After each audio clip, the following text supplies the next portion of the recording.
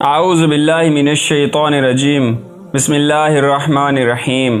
قدیم جزیرۃ العرب کے شمال مغربی علاقے میں واقع وادی القریٰ اپنی ہریالی اور شادابی میں بے مثال ہے۔ اس وادی پر قوم سمود کی حکمرانی تھی، جبکہ جنوب مشرقی عرب پر قوم عاد قابض تھی۔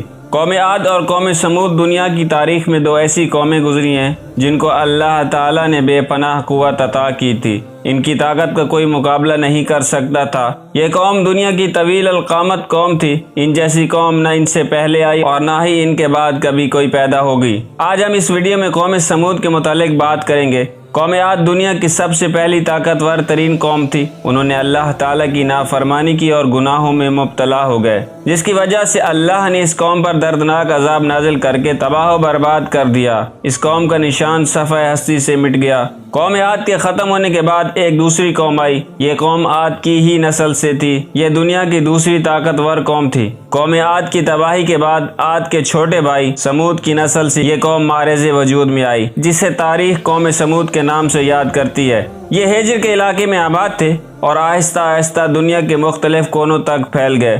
ان کا دارالحکومت ہجر تھا، جو حجاز سے بالکل قریب واقع تھا۔ آج کے دور میں اس شہر کا نام مدائن صالح ہے۔ اللہ تعالیٰ نے ان کو طاقتور بنانے کے ساتھ ساتھ ان پر اپنی بے شمار نعمات بھی نازل کی ہوئی تھی۔ ان کا قد 40 ہاتھ کے برابر ہوتا تھا اور عمر بھی 900 سے 1000 سال ہوا کرتی تھی۔ اللہ تعالیٰ نے اس قوم کے بعد ایسی قوم پھر پیدا ہی نہیں کی۔ یہ نہ ہی بیمار ہوا کرتے تھے اور نہ ہی بوڑھے، ہمیشہ جوان اور تندرست رہا کرتے تھے۔ ان کی نظر تک کمزور نہیں ہوا کرتی تھی۔ ان کی تعداد بہت زیادہ تھی۔ ایسی قوم جس کو بے پناہ طاقت اور بے پناہ نعمات ملی ہوئی تھی، لیکن اس کے باوجود انہوں نے ایسا کیا کام کیا کہ جس کی وجہ سے اللہ تعالیٰ نے صفحہ ہستی سے ہی مٹا دیا اور رہتی دنیا کے لوگوں کے لیے باعث عبرت بنا دیا۔ یہ لوگ بڑے بڑے پہاڑوں میں رہا کرتے تھے، انہیں تراش کر ان میں گھر بنایا کرتے تھے۔ انہیں سرسبز باغات، میٹھے پانی کی نہریں اور ہر قسم کے پھل اللہ تعالیٰ نے عطا کیے ہوئے تھے۔ ان کے محلات اتنے خوبصورت ہوتے تھے کہ انہیں لوگ دیکھنے کے لیے دور دور سے آیا کرتے تھے۔ اتنی زیادہ نعمات جب ان کو ملی کہ نہ تو یہ بیمار ہوتے تھے نہ بوڑھے ہوتے تھے، اتنے زیادہ طاقتور تھے اور کھانے پینے کی اشیاء کی ریل پیل تھی۔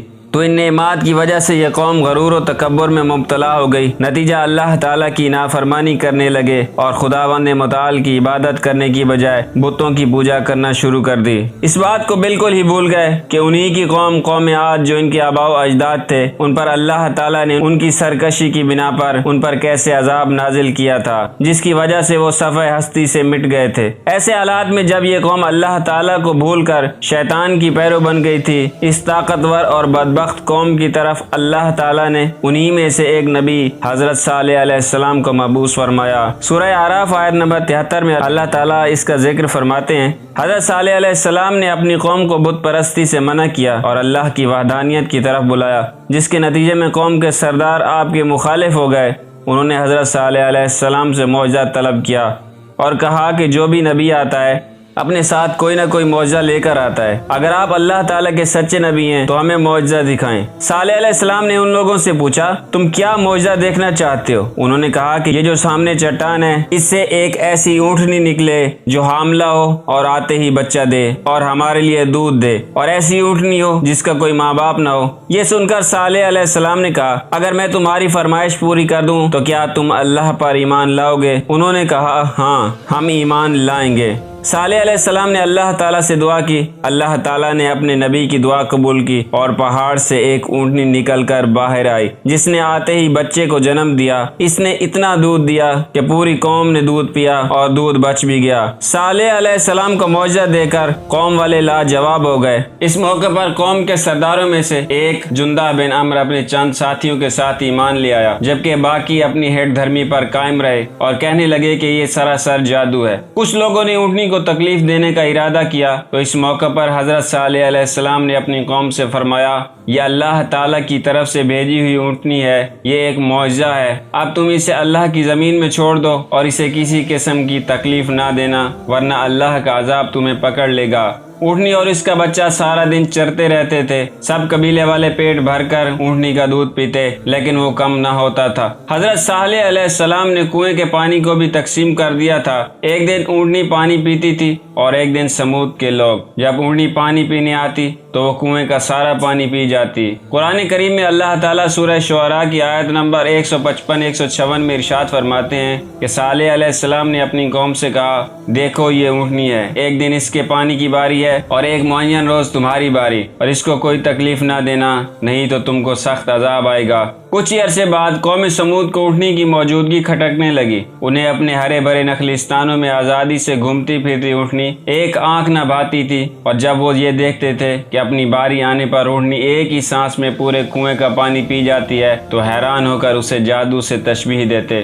آخرکار شیطان کے اکسانے پر انہوں نے اونٹنی سے جان چھڑوانے کی تدابیر سوچنا شروع کر دی، اور اس کا ایک ہی حل تھا کہ اسے ہلاک کر دیا جائے۔ مگر کیسے؟ قوم سمود کے سردار یہ کام خود اپنے ہاتھوں سے انجام دینے کو تیار نہ تھے، سو انہوں نے دو نہایت اونچے اور مالدار خاندان کی آزاد منش عورتوں کو راضی کیا کہ وہ قوم کے کسی نوجوان سے یہ کام کروائیں، جس پر ان عورتوں نے دو اوباش نوجوانوں کو اونٹنی کے قتل پر آمادہ کیا، جن کے ساتھ مزید 7 لوگ بھی شامل ہو گئے۔ قرآن پاک کی سورہ نمل آیت نمبر 48 میں اللہ تعالیٰ نے حضرت صالح علیہ السلام کا واقعہ بیان کرتے ہوئے ارشاد فرمایا ہے کہ شہر میں 9 افراد کی ایک جماعت تھی جو ملک میں فساد مچاتے پھرتے تھے اور اصلاح نہیں کرتے تھے، اور پھر ایک دن یہ 9 افراد اونٹنی کے انتظار میں کنویں کے پاس گھات لگا کر بیٹھ گئے، جبکہ قوم کے لوگ اللہ کے عذاب کے ڈر سے چھپ کر یہ منظر دیکھنے لگے۔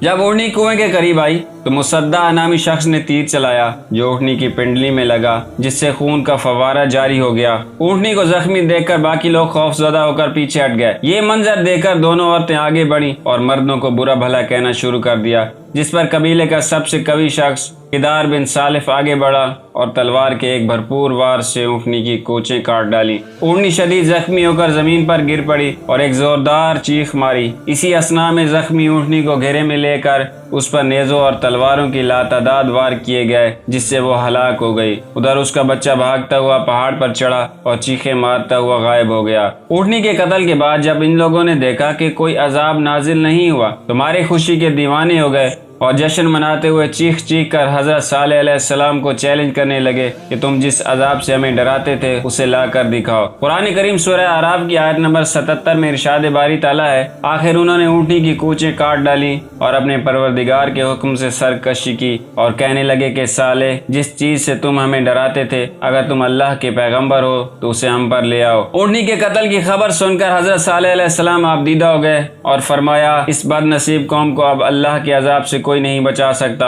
ادھر سمود کے لوگوں کی دلیری اور جرات میں اس واقعے کے بعد مزید اضافہ ہو گیا۔ اب ان کے دل سے ڈر اور خوف نکل چکا تھا، چنانچہ انہوں نے اسی رات حضرت صالح علیہ السلام کو بھی قتل کرنے کا پروگرام بنا لیا تاکہ اونٹنی کے ساتھ ان کا بھی قصہ ختم ہو جائے۔ وہ 9 افراد ایک پہاڑی کی گھاٹی میں چھپ کر بیٹھ گئے تاکہ جب حضرت صالح علیہ السلام وہاں سے گزریں تو انہیں قتل کر دیں، مگر کائنات کا مالک کارساز اللہ ہے جو قوم سمود کے ہر مکر و فریب اور شیطان کی چال بازیوں سے خوب واقف تھا۔ چنانچہ پہاڑ سے ان پر پتھر آئے جن کے لگنے سے وہ سب ہلاک ہو گئے۔ دوسرے دن جب لوگوں کا وہاں سے گزر ہوا تو دیکھا کہ 9 کے 9 افراد پتھروں کے نیچے مرے پڑے تھے۔ حضرت صالح علیہ السلام کو اونٹنی کے قتل کا بہت ہی زیادہ غم تھا اور اب اتمام حجت بھی ہو چکا تھا۔ اللہ تعالیٰ کے وعدے کے مطابق اب عذاب ہر حالت میں آنا ہی تھا، لہذا حضرت صالح علیہ السلام نے اپنی قوم کو اطلاع دی کہ اب تمہارے پاس عیش کرنے کے صرف 3 دن بچے ہیں، اس کے بعد ایک سخت عذاب تم پر نازل ہوگا جو تمہیں تباہ و برباد کر دے گا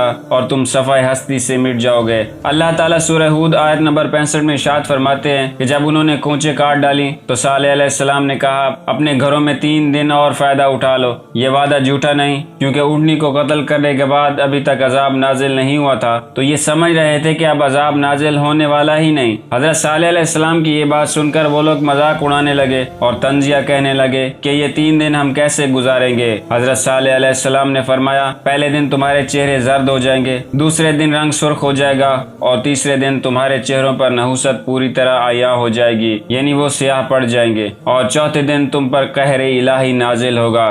پھر جب تینوں دن ایسے ہی ہوا جیسے صالح علیہ السلام نے ارشاد فرمایا تھا تو وہ خوف زدہ ہو گئے اور انتظار کرنے لگے کہ اب کس قسم کا عذاب نازل ہونے والا ہے۔ اب چوتھے دن کا سورج طلوع ہی ہوا تھا کہ آسمان سے ایک چیخ کی آواز آئی جس نے ان کے کانوں کے پردے پھاڑ دیے، دل دہلا دیے۔ چیخ کی آواز کے ساتھ ہی ان کی روحیں جسموں کا ساتھ چھوڑنے لگیں اور وہ اپنی اپنی جگہوں پر اوندے پڑے سسک سسک کر ختم ہونے لگے۔ کچھ ہی دیر میں لاکھوں افراد پر مشتمل نہایت قوی اور طاقتور قوم جانوروں کے کھائے ہوئے بھوسے کی طرح ڈھیر بن چکی تھی اور کفر و شرک میں مبتلا غرور و تکبر میں ڈوبے ہوئے لوگوں کا شاندار اور بارونق شہر خاموشہ میں تبدیل ہو کر ہمیشہ ہمیشہ کے لیے نشان عبرت بن گیا۔ اللہ تعالیٰ قرآن کریم سورہ ہود آیت نمبر 67-68 میں ارشاد فرماتے ہیں، اور جن لوگوں نے ظلم کیا تھا ان کو چنگھاڑ کی صورت میں عذاب نے آ پکڑا تو وہ اپنے گھر میں اوندے پڑے رہ گئے، گویا کبھی ان میں بسے ہی نہ تھے۔ اللہ تعالیٰ نے اس عذاب سے حضرت صالح علیہ السلام اور ان پر ایمان لانے والوں کو محفوظ رکھا۔ مسند احمد میں روایت ہے کہ 9 ہجری میں رسول اللہ صلی اللہ علیہ وآلہ وسلم تبوک جاتے ہوئے جب وادی سمود سے گزرے تو آپ نے اس ویران اور اجڑی جگہ کو دیکھ کر صحابہ سے فرمایا، یہاں سے جلدی سے گزر جاؤ اور اگر پانی کی ضرورت ہو تو صرف اس کنویں کا پانی استعمال کرو جس سے حضرت صالح علیہ السلام کی اونٹنی پانی پیا کرتی تھی۔ خداوند متعال سے دعا ہے کہ خدا ہمیں دنیا اور آخرت میں کامیابی اور کامرانی عطا فرمائے۔ اگر آپ کو ہماری ویڈیو اچھی لگی ہو تو لائک اور شیئر کرنا مت بھولیں۔